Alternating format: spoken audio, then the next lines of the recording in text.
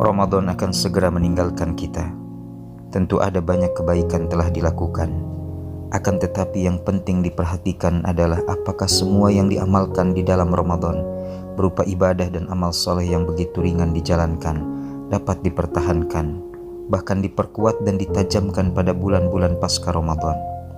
Inilah pertanyaan yang super penting agar predikat takwa tak semata melekat pada saat Ramadan, tetapi sepanjang tahun hingga bertemu kembali dengan Ramadan pada tahun berikutnya, bahkan sampai bertemu dengan ilahi Rabbi.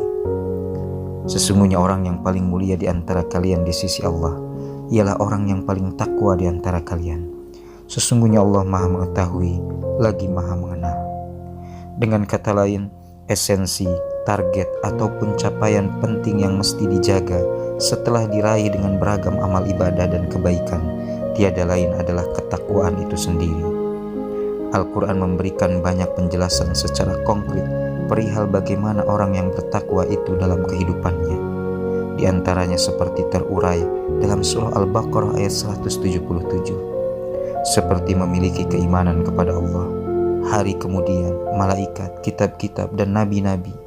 Kemudian memberikan harta yang dicintainya kepada karib kerabat, anak yatim, fakir miskin, orang-orang yang terlantar di dalam perjalanan, para peminta-minta, dan memerdekakan hamba sahaya, mendirikan sholat, membayar zakat, menepati janji bila berjanji, sabar atas kemiskinan, kemudaratan, dan ketika berada di medan peperangan. Itulah sifat-sifat orang bertakwa.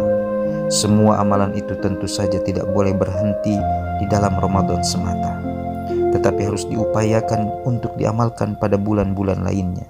Sekalipun secara kalkulasi pahala, tentu saja Ramadan jauh lebih berlipat ganda balasannya dibanding dilakukan pada bulan yang lain. Namun semangat untuk menjaga karakteristik takwa di dalam diri mesti diupayakan sepanjang tahun dan sepanjang hayat.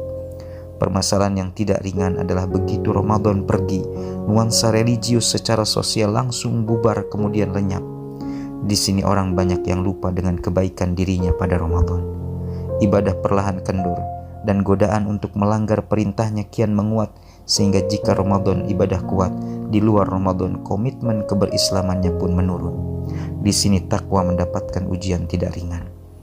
Jika ditelusuri mengapa Rasulullah, sahabat, dan para ulama terdahulu menangis kala akan berpisah dengan Ramadan, tidak lain adalah karena menjaga takwa pada bulan selain Ramadan adalah benar-benar tidak mudah. Menarik kita simak percakapan antara Umar bin Khattab dan Ubay bin Ka'ab radhiyallahu anhuma. Ubay bertanya kepada Umar tentang makna takwa. Khalifah kedua ini malah balik bertanya, "Pernahkah engkau berjalan di tempat yang penuh duri?" Ubay bin Ka'ab menjawab, "Ya, pernah. Apakah yang kau lakukan?" Kata Umar, "Tentu aku sangat berhati-hati melewatinya." Ubay bin Ka'ab menjawabnya. Maka kata Umar, "Itulah yang dinamakan takwa."